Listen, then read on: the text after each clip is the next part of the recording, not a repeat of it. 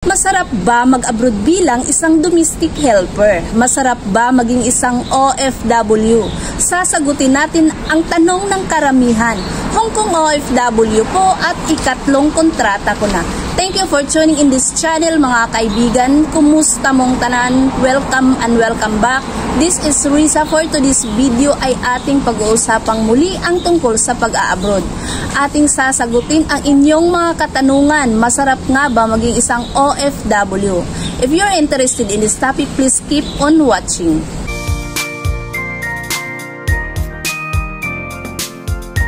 Masarap ba mag-abroad? Masarap ba maging isang OFW? Hindi ko po masasabing oo kasi malaki ang kinita at may mga benepisyo din namang makukuha kapag ikaw ay nag-abroad.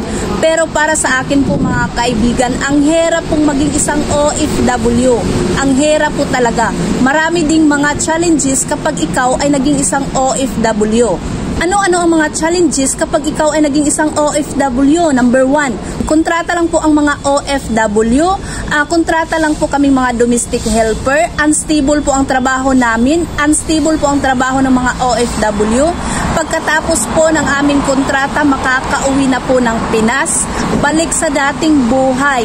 Okay lang po kung may naipon ka. Okay lang po kung may naipundar ka. At okay lang din po kung mag-renew ka ng panibago mong kontrata.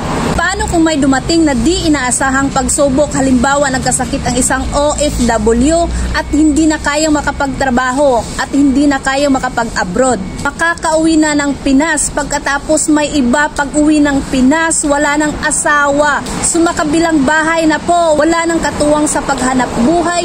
Wala ng katuwang sa buhay. O ang hirap-hirap po mga kaibigan. No? Hindi ko po dinidiscourage yung mga gustong pumunta ng abroad, sa mga gustong pumunta at mag-apply as a domestic helper ng abroad. Gusto ko lang pong maging aware ka sa reality po natin ngayon. Ano ang mga challenges kapag ikaw ay naging isang OFW? Number 2, homesickness and emotional stress.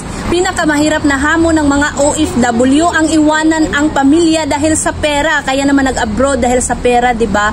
Pinakamahirap sa isang ina na lumayo sa kanyang mga anak para maiangat ng kaunti ang mga buhay nila. Dolyares po ang kinita, kapalit naman ang relasyon ng iyong pamilya. Lalaki ang mga anak na walang relationship at kailangan mong labanan ang grabing lungkot. Mag-isa ka pong matutulog, mag-isa nyo pong haharapin ang iyong problema sa abroad at kapag nagkasakit ang isang OFW sa ibang bansa, kailangan niyang tumayong mag-isa para makasurvive. O diba, ang hirap-hirap po maging isang OFW.